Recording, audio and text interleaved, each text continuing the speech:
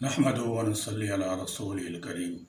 عالمی مجلس تحفظ ختم نبوت کے زیر اہتمام 14 ستمبر راولپنڈی ڈویژن کی لیاقت باغ سالانہ عظیم الشان ختم نبوت کانفرنس قادیانی فتنہ کے دجل و فریب اور ان کے کفری عقائد و نظریات کو بے نقاب کرنے، عقیدہ ختم نبوت کے تحفظ، نسل نو کی ایمان کی حفاظت کا ذریعہ اور اتحاد امت کا عملی مظاہرہ ہے۔ کانفرنس انشاءاللہ نماز مغرب کے بعد لیاقت باغ راولپنڈی میں شروع ہو جائے گی۔ تمام مسلمانوں کا یہ متفق علیہ عقیدہ ہے کہ نبی کریم صلی اللہ تعالیٰ علیہ وسلم اللہ تعالیٰ جل شانہ کے سب سے آخری نبی رسول ہیں۔ اللہ تعالیٰ جل شانہ نے آپ صلی اللہ تعالیٰ علیہ وسلم کے اس جہاں میں بھیج کر بعثت انبیاء علیہم السلام کا سلسلہ ختم فرما دیا ہے۔ اب آپ صلی اللہ تعالیٰ علیہ وسلم کے بعد کوئی نبی مبعوث نہیں ہوگا۔ نبی کریم صلی اللہ تعالیٰ علیہ وسلم کی ختم نبوت کا ذکر قرآن حکیم کی متعدد آیات میں نہایت ہی جامع انداز میں صراحت کے ساتھ کیا گیا ہے۔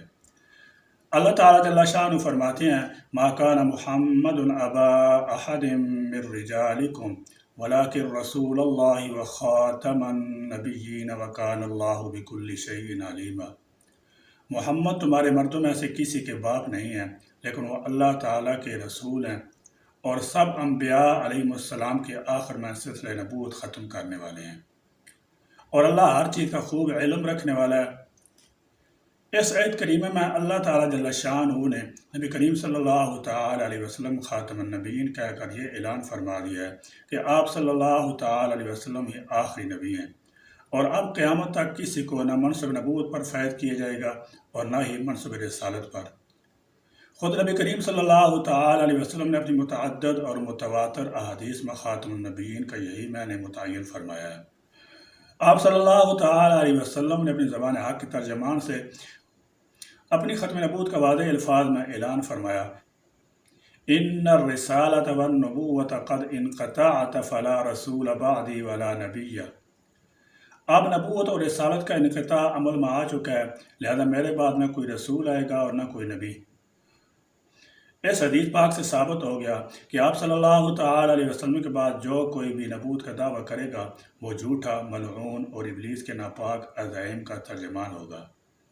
آپ صلی اللہ تعالیٰ علیہ وسلم نے نبوت کے ان جھوٹے دعوے داروں کی نہ صرف نشاندہی کر دی بلکہ ان کی تعداد بھی بیان فرما دی تھی۔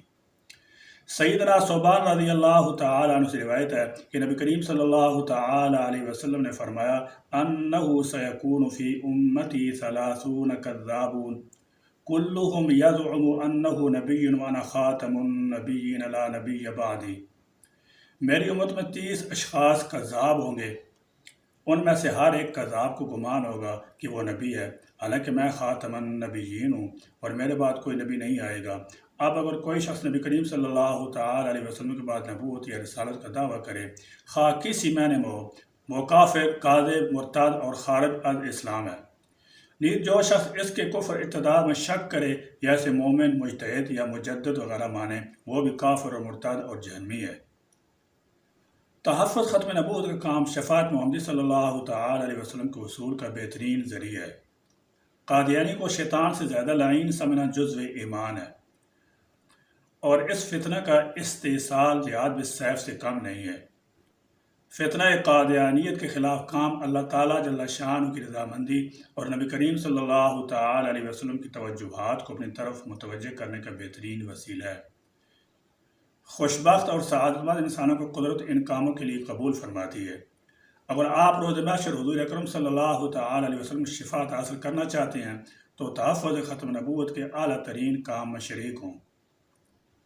عالمی مجلس تحفظ ختم نبوت کے زیر تمام لیاقت باغ میں ختم نبوت کانفرنس، جہاں ایک طرف اتحاد امت کا عملی مظاہرہ ہے، وہاں ملک کی موجودہ صورتحال میں قیام امن، اتحاد بین المسلمین کی فروغ، فرقہ واریت کے خاتمہ، امت مسلمہ پر قادیانی فتنہ کو بے نقاب کرنے میں اہم کردار ادا کرے گی۔ اپنے مسلمان بھائیوں کو عقیدہ ختم نبوت کو آگاہ کریں۔